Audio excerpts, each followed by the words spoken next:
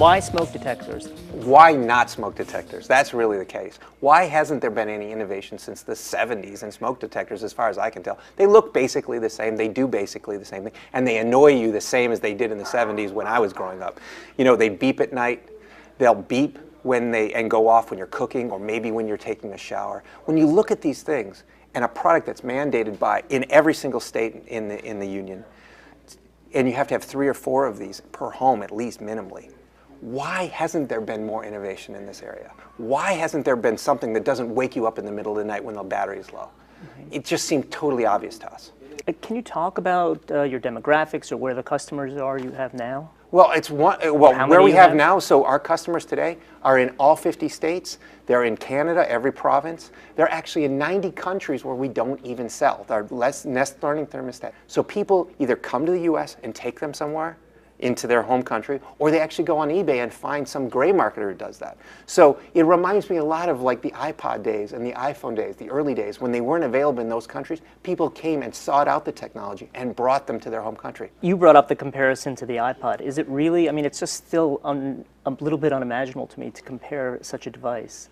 Is it that exciting to you? Absolutely. Look, we're talking about revolutionizing yet another category that you interact with at some point in your life or is part of your life. And so for me, we are passionate. We are passionate about, crazy enough to be said, thermostats, and we're passionate about smoke and CO detectors. Why? That's what it takes to reinvent categories. You need to have the passion. This isn't just about business. This is about changing our lives and changing your lives to make it better. Are there other, again, without divulging your roadmap, when you look around your house, or are there other things that frustrate you that you think, I mean, where do you see this connected world going? Well, I don't think everything that could be connected should be connected. So, you know, we have to look at key needs inside the home and where key touch points are. A lot of people are creating new things, like, oh, we're going to put a tablet on a refrigerator.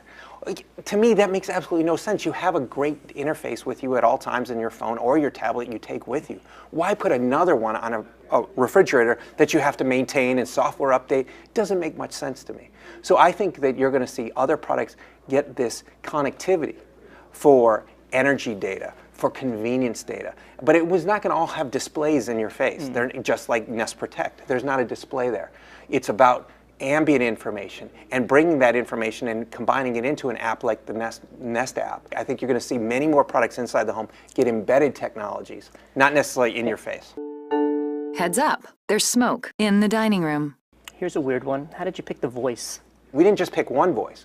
We picked 5 different voices. We picked American English, American Spanish, we picked French Canadian, we picked Canadian English, and we picked British English.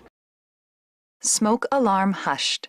What was really important was to make sure we had a mother tongue version of the language. If there is an emergency, studies have shown that kids are more likely to wake up through a mother's voice instead of a horn sound of a smoke alarm. So what we want to do is bring that mother's voice and that local tonality to the product. Emergency, there's smoke.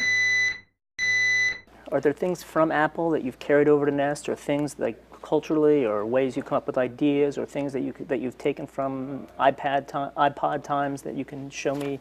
Well, you know, Apple was an amazing experience, and many of the people here are from there. And the biggest lessons that we learned is about experience, right? It's all about creating an experience, not just a product experience, but a sales experience.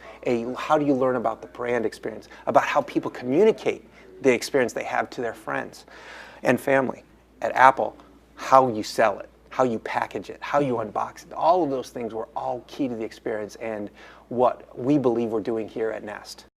We want our customers not to just look at our products singularly, but we want them, if they buy multiple products, multiple categories of products, we want them to work even better together. And so in the case of the CO detector and the thermostat, what happens is the #1 cause of CO leaks in a home are due to faulty furnaces. Something is broken in the furnace and CO is leaking into the home.